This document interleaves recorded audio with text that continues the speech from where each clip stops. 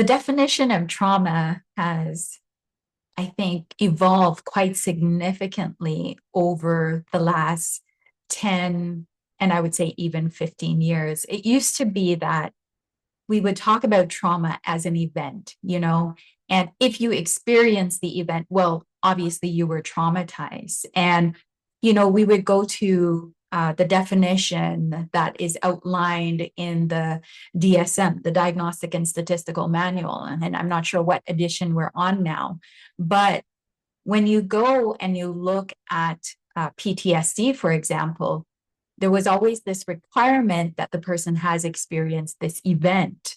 And I think over the years, what I've seen is the evolution of that definition to now speak not just about the event, but to that internal shift that happens once we experience the event. So now you and I can experience the same event, but one of us can have a holistic overwhelm of our system, body, mind, soul, and spirit, and the other could have absolutely no response to the same event.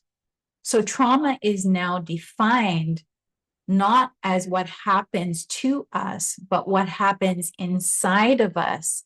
And I'm going to add one more thing. It's what happens inside of us in the absence of an empathetic witness. Yeah.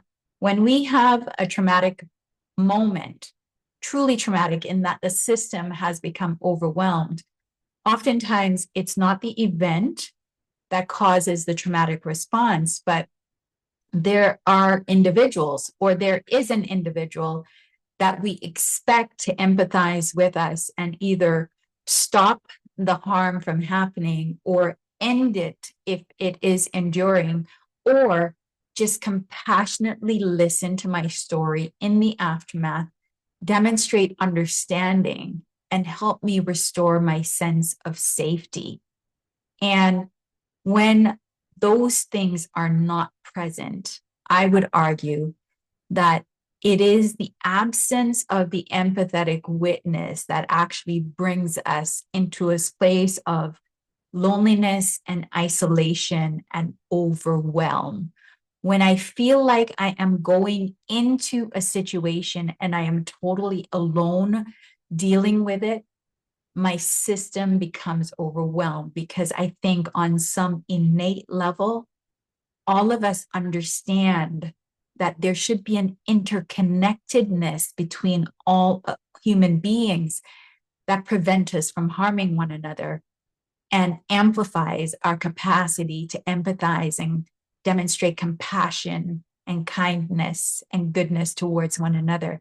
And it is this thing, the absence of the empathetic witness, that actually causes so many people, their systems, they're shifting into a vibration that is just about survival, not about anything else. So I believe the nurse has played a fundamental part throughout our history in offering the empathetic ear, in being that empathetic witness. And now what I'm suggesting is that if I offer you the tools, you could become a phenomenal, powerful listener, witness, and healer for those who've been so tremendously traumatized in our society.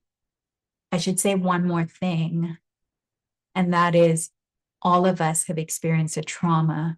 The only difference between those of us who come back to that regulated state and those of us who stay in that dysregulated state is the unavailability of the empathetic witness. Yeah, the unavailability of the empathetic witness.